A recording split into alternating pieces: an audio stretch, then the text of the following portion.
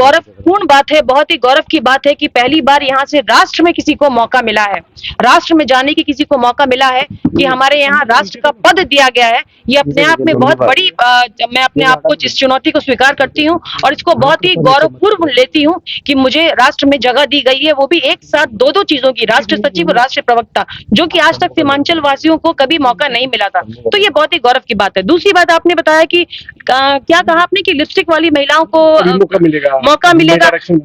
जो ये सोचते हैं वो तो मुझे लगता है कि उनको जानकारी की कमी है। उनको जानकारी होनी चाहिए कि हमारे यशस्वी प्रधानमंत्री ने जो नारी आरक्षण बिल लाया, यानी कि नारी वंदन अधिनियम, आप सोचिए कि हमारे यशस्वी प्रधानमंत्री ने बल्कि इस बिल में भी नारी को वंदन किया है और तब इस अधिनियम को लागू किया है और पारित करने का ये किया है और आज और सदन में पास हुआ है। तो इस आरक्षण बिल को आ जाने से सारी ही महिलाओं को इसमें बल्कि मौका मिलेगा पार्टिसिपेट करने का। लोकसभा हो या एमएलए का चुनाव हो, आपको विधानसभा चुनाव, लोकसभा चुनाव, सभी में 33% की यहाँ पर आपको आरक्षण मिल रहा है। और अभी तो ये अंगड़ाई है, अभी आगे बहुत लड़ाई है, हमें 50-50% चाहिए। हम आगे उम्मीद करते हैं कि हमारे यशस्वी प्रधानमंत्री हमें निराश बिल्कुल नहीं करेंगे और अभी तो इस अंगड़ाई को लड़ाई में बदली जाएगी और 33% से ये 50% पे आएगा, क्योंकि हम आधी आबादी हैं और हम ये प्रधानमंत्री जी से हम ये उम्मीद करते हैं, बड़ी पूर्ण विश्वास करते हैं कि वो 50% हमें आरक्षण दिलवाएंगे। इसके लिए आप सभी का बहुत बहुत दिल से अभिनंदन करती हूँ। मैं बहुत दिल से अभिनंदन करती हूँ कि आप सभी अपना कीमती वक्त दिए मुझे। चुनाव भी है ना जी, विधानसभा चुनाव भी है जी, और इसी बीच पार्टी ने आपको बड़ी जिम्मेदारी दी है। पार्टी की जो भी वादे हैं उस पर कितना खरे, तो बोलिए। सबसे पहले तो मैं आपको ये बोलना चाहूंगी कि मुझे जिस तरीके से हम पार्टी में राष्ट्रीय सचिव और साथ ही साथ राष्ट्रीय प्रवक्ता बनाया गया है, उसके लिए मैं बहुत कोटि नमन करती हूं अपने राष्ट्रीय अध्यक्ष डॉक्टर संतोष सुमन जी का। और जहां तक लोकसभा चुनाव की बात है, जो भी कैंडिडेट रहेंगे उनका मैं बहुत अच्छे से प्रचार प्रसार करूंगी। सारा प्रसार करने में एक भी बाकी नहीं रखूंगी। पार्टी का विस्तार करूंगी, विस्तार जहां तक हो सकता है मुझसे, हमसे जितने लोग जुड़ना चाहेंगे, इन सबको आप देख रहे हैं, महिलाओं को, सबको हम पार्टी से जोड़ूंगी, सबको जागरूक करूंगी इसके लिए, ताकि लोकसभा चुनाव में इसका फायदा आप सबको दिखे। मैडम कब आप ज्वाइन किए हैं हम पार्टी? हम पार्टी मैंने करीब 3 दिन पहले ज्वाइन किया है और उसकी सदस्यता मैंने सीधे राष्ट्रीय अध्यक्ष जी के हाथों से ली है। पटना में ही लिया था, उनके ही जो 12 नंबर स्टैंड हाउस है, कॉन्फ्रेंस हॉल, उसके अंदर। हम पार्टी के समय में उतना मजबूत नहीं था। आपके आने से क्या लगता है कितना मजबूत हो पाएगा? खास करके महिलाएं आपके साथ काफी जुड़ी हुई लग रही हैं। देखिए, अब आप सब खुद देख रहे हैं, खुद आप इसका जवाब दे रहे हैं कि हम पार्टी कितनी मजबूत आज हो गई है। वो आप सबके यहाँ आने से पता चल रहा है कि हम पार्टी कितनी मजबूत हो गई है आज, क्योंकि सभी आप लोग यहाँ मौजूद हैं और इस तरीके से सोशल मीडिया के माध्यम से, टीवी के माध्यम से, प्रिंट मीडिया के माध्यम से सभी को हम पार्टी का विस्तार का पता चलेगा और पता चलेगा कि हम पार्टी भी बहुत ही अच्छी पार्टी है। हिंदुस्तानी आवाम मोर्चा गरीबों की पार्टी है, दलितों की पार्टी है, सेकुलर पार्टी है और सभी की पार्टी है। इसके लिए मैं यहाँ पर इस पार्टी से जुड़ी है और मेरा जुड़ने का मतलब है कि इस पार्टी को बहुत ही अच्छे तरीके से विस्तार करना और बहुत तरीके से इसको मजबूती देना। मेरे आने से ही इस पार्टी को मजबूती वैसे ही बहुत ज्यादा मिल गई है। मैडम, ऐसा नहीं लगता है कि अभी आपके पूर्व राष्ट्रीय अध्यक्ष और पूर्व मुख्यमंत्री जीतन राम मांझी जी जो पार्टी के आपके आए हुए थे किशनगंज दौरे पे जी, और ये मुस्लिम बहुल इलाका, उन्होंने मुस्लिम कम्युनिटी के एक शेरशाहवादी समाज के बारे में टिप्पणी की थी, जिससे यहाँ के लोगों को बहुत आहत हुआ था। ऐसी सूरत में आप फिर यहाँ हम पार्टी को कितना विस्तार करा पाएंगे? ये आपके लिए एक बड़ी चुनौती के रूप में है या नहीं? ये मेरे लिए चुनौती के रूप में बिल्कुल नहीं है, क्योंकि जिंदगी में चुनौतियां तो आती ही रहती हैं। आप उसको किस तरीके से स्वीकार करते हैं, किस तरीके से लेते हैं, और उस चुनौती को जब तक आप पार ना करें तो आप फिर किस तरीके से आप इंसान हुए, तभी तो आपको सफलता प्राप्त होगी जब आप चुनौतियां लेंगे। उन्होंने क्या कहा ये उनका व्यक्तिगत मामला मैं कहूंगी, पर हिंदुस्तानी आवाम मोर्चा बिल्कुल ऐसा नहीं सोचती। पार्टी की लाइन बिल्कुल ऐसी नहीं है, ये उनका खुद का व्यक्तिगत स्टेटमेंट होगा।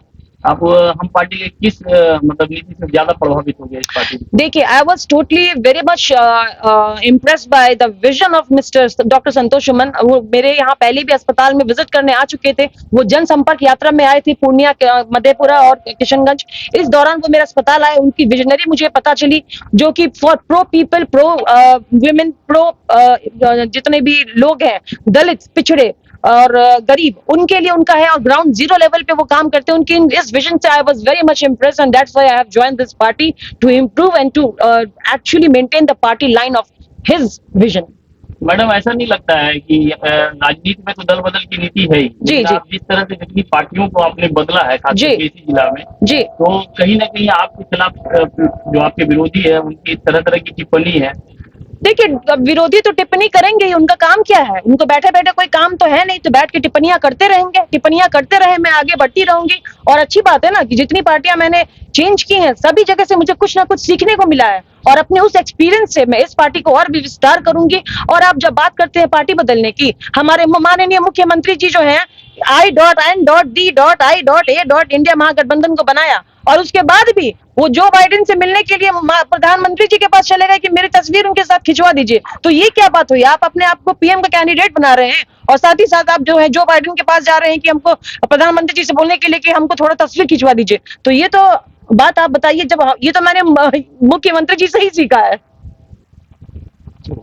मैडम, देश इंडिया टीम की बात कर रही है, आप जीतन मांझी को पसंद किए, जो दलितों की पार्टी है, इसमें क्या कुछ अलग लगा? मैंने आपको पहले ही बताया कि यहाँ पे अलग बहुत कुछ है। यहाँ पे दलितों को, पिछड़ों को, महिलाओं को, और जितनी भी तरह के जो मुस्लिम या सेक्युलर आप बोले, हर तरह के लोगों को यहाँ पर विश्वास के साथ, गरीबों के साथ खासकर बहुत ज्यादा न्याय किया जाता है। और उनके इस पार्टी लाइन से मैं बहुत ज्यादा इंप्रेस हुई, इस वजह से मैं आई, क्योंकि मैंने बहुत सी पार्टियों में देखा, लेकिन ग्राउंड लेवल पर बात नहीं होती। बातें सिर्फ होती हैं तो मीडिया में होती हैं, कागज पर होती हैं, पर ग्राउंड लेवल पे उतरते उतरते वो खत्म हो जाती हैं। तो ये चीज मैंने इनको, जो हमारे राष्ट्रीय अध्यक्ष हैं, आप उनके भाषण में भी सुनेंगे, सौम्य, गंभीर किस्म के और इंटेलेक्चुअल पर्सन है।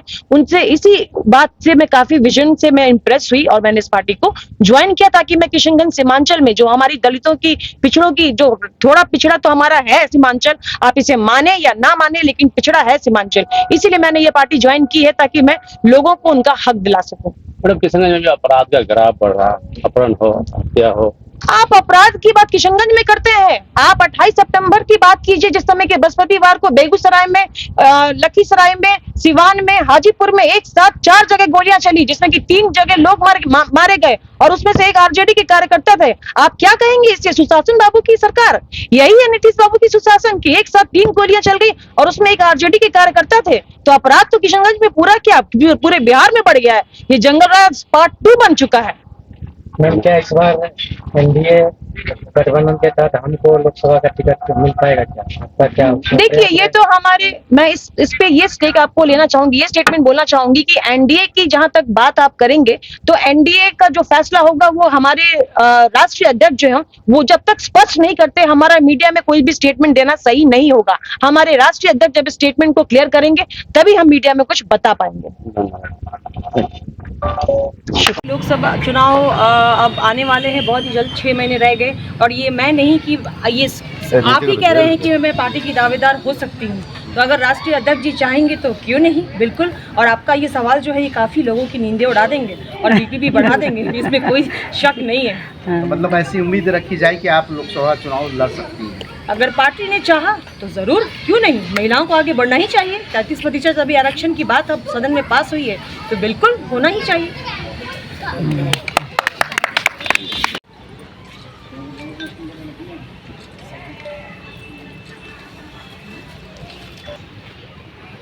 इंडिया में अगर आर जोड़ दिया जाए तो मैंने मेरा हो जा रहा है, तो उनके दादी जी के नाम का हो जा रहा है उनका। जी, तो सबसे पहले तो मैं ये कहूँगी कि अगर आप आर जोड़ते हैं तो ये किसी व्यक्ति विशेष का देश नहीं है, ये सभी का देश है।